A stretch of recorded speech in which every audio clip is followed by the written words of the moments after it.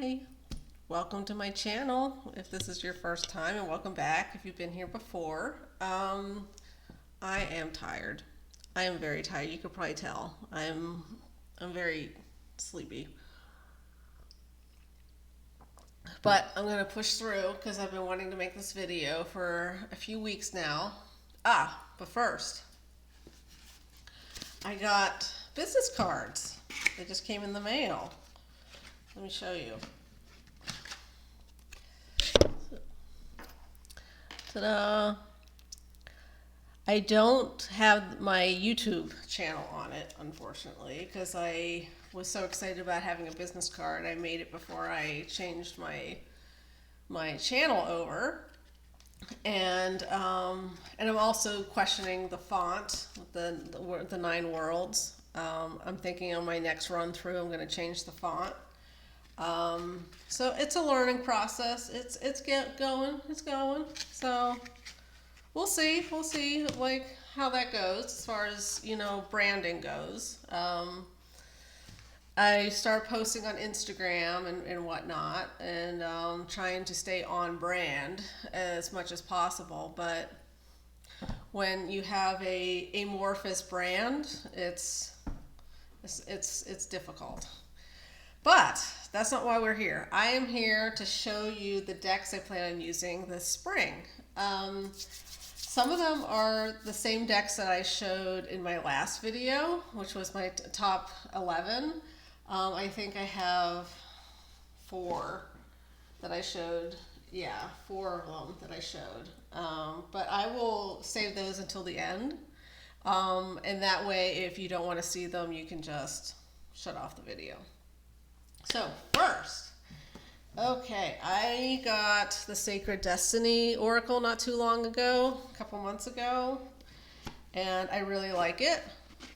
So many people just kept recommending it as being really versatile. I don't know if you can see the writing. See, my lighting is shite because I have a ring light, but if I turn it up really bright in order to show the room, you can't see the writing on the cards. So I'm not sure what to do about that. And if I lower the light on the ring light, my room gets really dim. The image, the video, it's not dim for me, but for some reason the video gets dim. But we'll do our best. You can at least see the pictures. So yeah, it's beautiful, it's versatile. I've already used it in a reading for someone. Yeah, just gorgeous photos. I did take out the card with the unicorn in it because it just didn't match.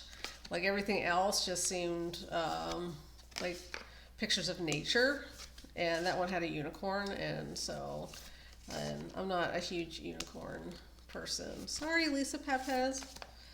Not a unicorn person. Let's see. Yeah, and it's just, oh, look at that cat. Oh, I have two black cats, so that just touches my heart to see a black cat. I love them. And so yeah, like it has great keywords: community, truth, new beginnings. And what I did in the reading that I did for someone was I pulled 3 cards from the deck and I said, which one of these speaks to you? Like, and do any of them speak to you? 2 of them spoke to the guy I did the reading for. And then I did pull tarot cards based on those cards, because he wasn't sure what he wanted a reading on. So that's what I used that for. Sacred Destiny Oracle. Beautiful deck. Okay, so for quickies and keeping in my purse, it's this deck. It's Rider-Waite-Smith that I got on Etsy, and I always forget the Dark Forest. So the brand is Dark Forest, and it's their brightly colored one, and I just love, and it's plastic, so it won't get damaged, at least not easily. And I just love how bright it is. I'm sure most of you have seen this one. There is some similarities to the Radiant Wise Spirit in like the saturation, but this one has like an extra layer of like purple in the clouds, and like it's just really saturated, and I really like that. I used to prefer more faded look, you know, like that old faded look, but then, you know, sometimes you change. So yeah, that is RWS by Dark Forest. And they got a bunch of different ones, but there's no like specific names attached to them, unfortunately. Okay, so next one is going to be, we'll do the Nicoletta Ciccoli. Now I've had this for years. Years I've had this. I actually even had a previous copy that I tried to trim, and it was a disaster, so I bought it again. But I've been wanting to use it for shadow work, and so what better time than springtime to do shadow work? But I plan on, if I'm going to do shadow work or just diving into my psyche, I'm going to start using this deck. So I think it's pretty. I think it's jarring. I think some of the photos make me uncomfortable. Some are just cute. Some are just disturbing, even. Just unsettling. There's something unsettling to the style. Like, some people don't like it because it's basically looks like a child, and, you know, encountering very adult scenarios, you know. And so yeah, a lot of people don't like her artwork, which I understand. I totally understand. But it serves its function. I like it. And yeah, I'm ready to really dive into it to see what this pulls out of my psyche. What discomforts overlays some truths and knowledge about myself. And then I'll journal about them. So yeah, so that is the Nicoletta Ciccoli. Come on. Come on. Forget about it. Close it later. And then going with that, I'm doing the Alice, the Wonderland Oracle. By same artist. And I love this deck. This has a lot of awesome key phrases, and they're very, you know, inspiring as far as like what it triggers in you. And if you like Alice in Wonderland, this is a great deck. Some people don't. But I love Alice in Wonderland. I love the idea of it. I love the to put it in certain terms, the mind fuck of it. You know, it's a mind fuck, and that's the point of it. And even though I don't think the author intended it, there's metaphors in there. You know, like, I don't know if he intended them. I think some of them just people have teased out. And not necessarily deliberately put in there. But yeah, so that is the Alice the Wonderland. Sorry if I'm going too quickly. I never know what pace to do and how many cards to show, because some people have never seen the decks. Some people have seen them repeatedly and are tired of seeing them. And so I never know what the best pace is for showing decks. If you want to let me know your thoughts on pacing of showing cards and how many cards to show, put it below. I'd love to hear what your opinion is. Okay, next one is one of my most recent acquisitions. I got this in a trade. I traded the Pagan Otherworlds, which Gorgeous deck, never used it. So I got the Serpent Fire Tarot in exchange. And this is an interesting deck. Forewarning, nudity alert. And that's like half the decks I own have nudity in them, I've come to discover. Okay, so it's very retro. It's very 1960s feel. And that's what I love about it. Like when I first opened it, I was actually disappointed in the quality, like the quality of the imagery, because I thought it was like blurry. But then I realized it was deliberate, and she was going for a very specific aesthetic, that it was trying to copy a 1960s photograph kind of feel to it. And they're slightly blurry, you know, that there's a texture to the image. And she's captured it phenomenally. Like she took images from today and somehow was able to manipulate them to look like a 1960s photo. And I think it's gorgeous. I'm loving it. I'm gonna have to learn it because some of the cards don't have the same meaning, or the meanings are slightly different. And so it's going to be a while before I can use this reading for other people. A while, because it takes me a long time to learn new meanings for cards. Admittedly, it took forever for me to learn the Rider-Waite-Smith card meanings. I was very unsure of my reading abilities and my ability to remember the cards for years. Just because I have memory issues. So, but this deck, come on, like it's just gorgeous. Gorgeous. Just a gorgeous deck. I love the bright colors. So yeah, I'm loving the Serpent Fire. And that is by, and I haven't been showing the backs, sorry. I haven't been showing the backs. I haven't been mentioning who created most, like oh no, I have. This one, the Alice in Wonderland, was from Jasmine Beckett Griffith is the artist, and Lucy Cavendish is the creator of the deck. Sorry about that, sorry. Okay, excuse me. And there's lovely gold foiling, and it doesn't hurt my hands, thankfully. It's a great size. Like her other deck, the She-Wolf, is huge. Like it's really big, and I almost can't shuffle it. I can, but it's a squeeze, you know.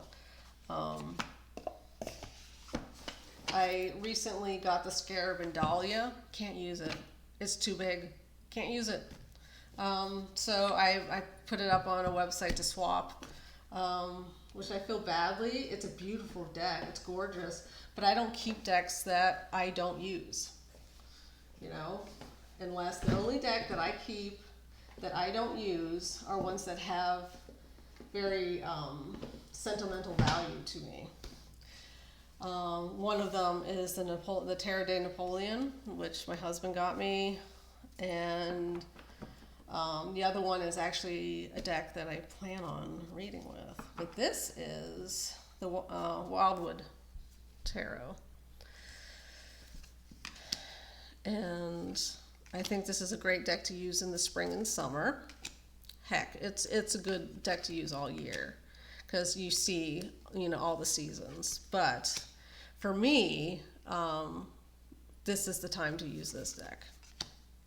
The last time I used this deck, I was in Mexico. I took it to Mexico with me, and I accidentally spilled a little water on it. So luckily, it did not get damaged.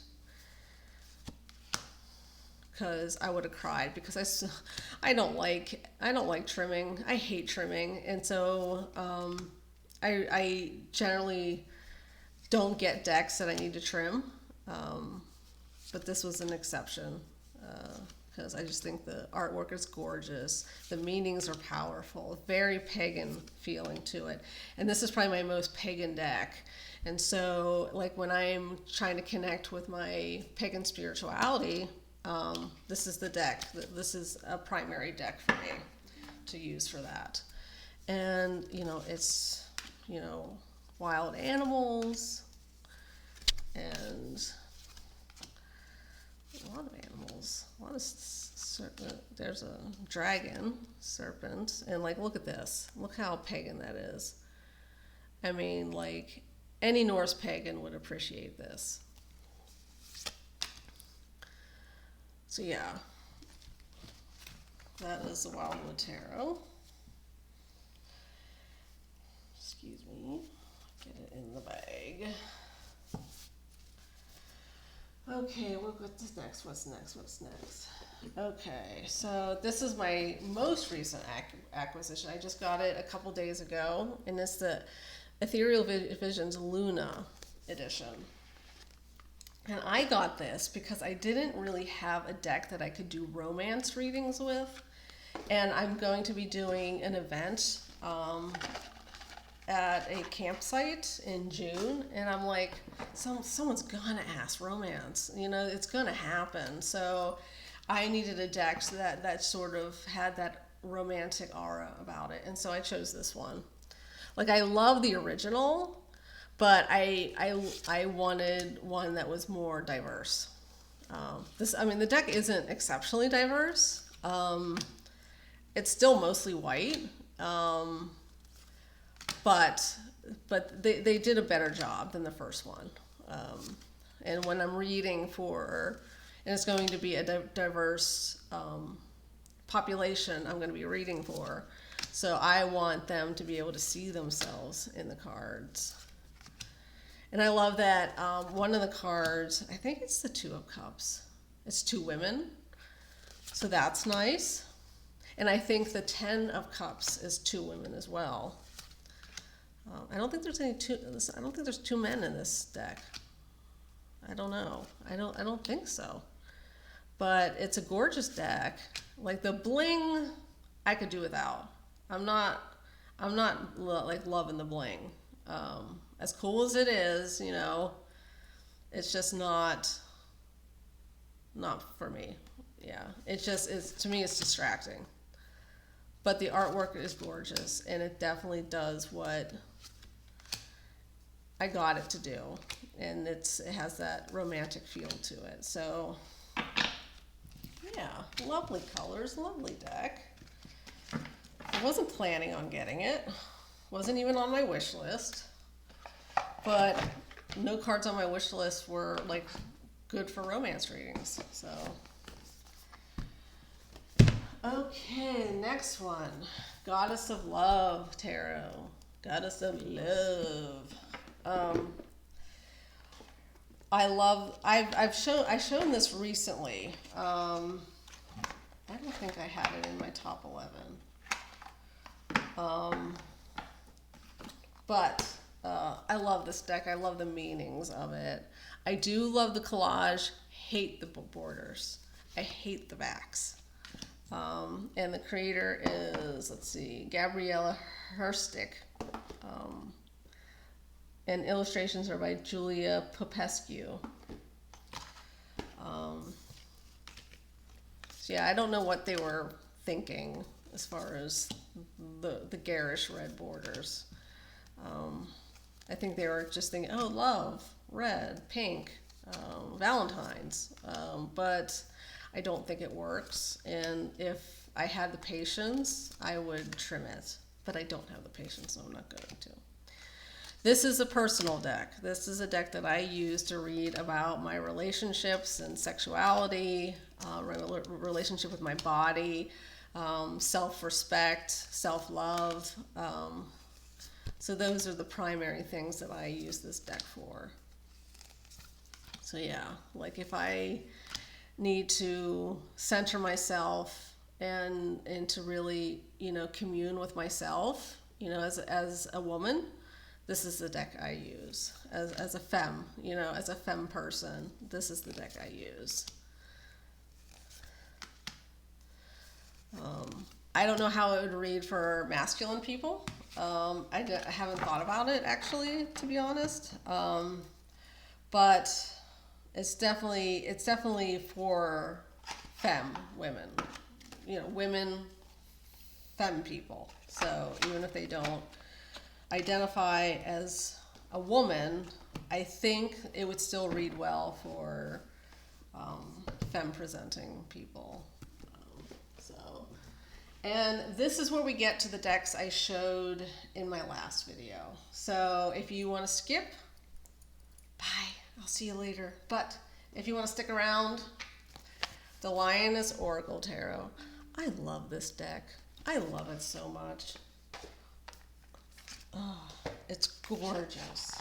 It's so beautiful. And I still haven't been able to figure out who created it because it's not on the box. I don't think. Let me see. Created in Oakland, California by Alejandra Leon. Okay. Alejandra Leon is the name. And nice gold edging. So it's the muted gold. And the colors are amazing. The collage is amazing. I just think the beauty, this deck just oozes beauty for me. And the celestial backgrounds, and you know that, I mean, it reminds me of my own deck, which I won't be showing, but I'm sure I'll be using it this spring, but I'm not showing it. Yeah, so this is a gorgeous deck, you know, and meaningful and so well done. And so, you know, you can get intuitive hits off it as well.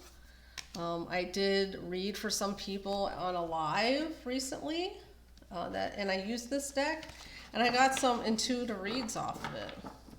Like it was the Seven of Swords, and like I read it differently than I usually read it. So, because the picture was, you know, inspired it. So the Lioness Oracle Tarot.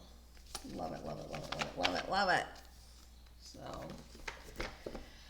next one is Soul Mirror Oracle, See Yourself. And this is by Sunshine Connolly, artwork by Anna Noves. All these people's names, I just can't pronounce them. Whatever happened to Smith? You know, Smith, Potter, Johnson. But no, everyone has lovely, lovely complex names. These are the backs. And these are dichotomies. So dialectical terms at the bottom. So it'll be attention, resistant, surrendered. And there's my black kitty. And the artwork is just, I mean, I'm a sucker for good art. I'm a sucker for it. So comfort, lost, and found is the dialectical terms. And the reason I say not just dichotomy, but dialectical, because like dichotomy is like either or. And dialectical is having that tension between them both existing simultaneously. And that's what I like about this deck, is that I can use it either way. And I'm going to be journaling using this deck. I'm not 100% sure how I would use this to read for other people. If someone has this deck and you have used it reading for other people, I'd love to know like how you used it reading for other people. Like how you know which word to pick, kind of thing. But yeah, Frida Kahlo. I love her. Another black kitty. How can I not love this deck? So yeah. Soul Mirror Oracle. And that's a Blue Angel deck. The Alice one is a Blue Angel deck. I really love the new Blue Angel card stock. Okay, the next one is, and I didn't show the Oracle deck that's in this bag, so I'm going to show it. But this is the Noisy Museum Tarot. This is my every season deck. This is my all the time deck. So So yeah, another collage. I seem to have a taste, and it's recently it's been collage. Um, and I just love the historicity blended into it, the art, the fine sculptures, the historical figures. Just love it. It just tickles my nerdy heart. And I'd love to be able to, like, some of them are like, oh, who is that? That's someone, and I'll go on the search for them. Um, I don't have a good memory, so I always forget. But there's been a couple where I've been able to, sorry, my hair. Um, okay. So yeah, I went searching and I found a couple. I don't remember what they were. Like one was like some noble, Dutch maybe, a Dutch nobleman. That's Lilith. And that's one of the Habsburgs, and I don't remember which one. His name's probably Louis. So many Louis. So, but I could be wrong. I'm just joking there. Um, but he has the Habsburg jaw. Do you know the Habsburg jaw? The Habsburgs, if you don't know, the Habsburgs were very inbred. They did not want to share their power, so they intermarried within the family a lot. So, cousins would marry each other, first cousins even, and it happened repeatedly over the generations. And voila, what developed was the Habsburg jaw, which is this odd, protruding, globular chin with giant lips. So, which is unfortunate. Now, Marie Louise was a Habsburg. That was Napoleon's second wife. She didn't have like a prominent Habsburg jaw. She was quite lovely looking. Okay, this is the Craft Decadence Oracle, and it's by Le Green Witch. She's French. And so boxes are atrocious. Cardstock is linen, love it. These are the backs. Another collage deck. This is a very interesting oracle deck. It's not one that I would use for other people just because it's weird.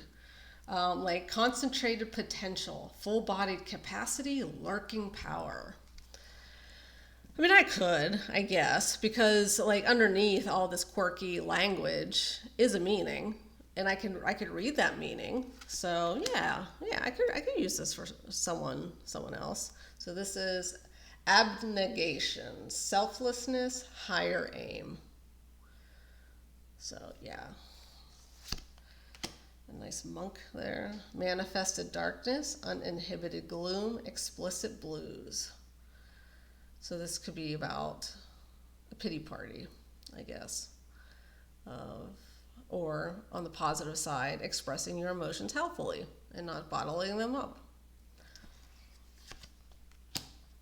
Spirits leader, proud pathfinder, guide and protect. So yeah, gorgeous. It's beautiful. It's quirky, it's beautiful. It is a bit dark, so I'm not sure. Like I can see the lushness of the imagery, so I don't know if you can see it. Yeah, it's a cool little deck, very tiny. And there's another oracle deck that she created that I plan on getting at some point in my life. Can't remember the name of it off the top of my head, but that one's really cool looking. So yeah, so that is the Craft Decadence Oracle by Le Green Witch. Come on, get in there. Last but not least, I am braving reading the Honasa House Tarot. I have been resistant about reading this deck because I don't want to damage it. As most of you know, it was the last gift my mother ever gave me before she started to, mentally decline. She had already physically declined. She had already been at a point where she couldn't walk anymore. But she wanted to get me a tarot deck, so she got me this one. And for that reason, it's very precious to me. And this isn't the kind of deck that you can just go out and get again. I wish I could have afforded getting 2 decks, you know, like, but at the time it didn't occur to me. And then there's the one that she got me, I could have, you know, put up on a shelf or away and then read with the other one. But it's another one, beautiful artwork. I love all the like, I don't have plant decks. I don't generally, at least not yet, work with plant energy. Not too much. So I don't have any plant decks. This is the closest plant deck I have, but you don't know, like, I think that's a daisy, maybe. Buttercup? Yeah, that looks like a buttercup to me. But, oh, yeah, right side up it doesn't look like a buttercup. Not sure what it is. If you know your flowers, let me know what these are. So yeah, I do not read reversals. Why are there reversals in here? So yeah, beautiful deck.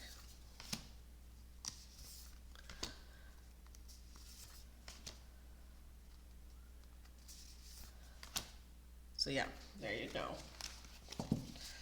The Honasa House Tarot by Honasa House. And there you have it. Those are the decks I'm going to be using for spring.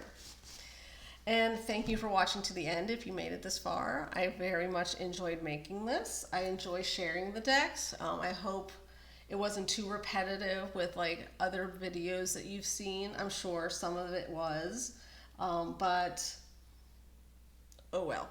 So I hope you have a lovely day or evening whenever you're watching this. Bye.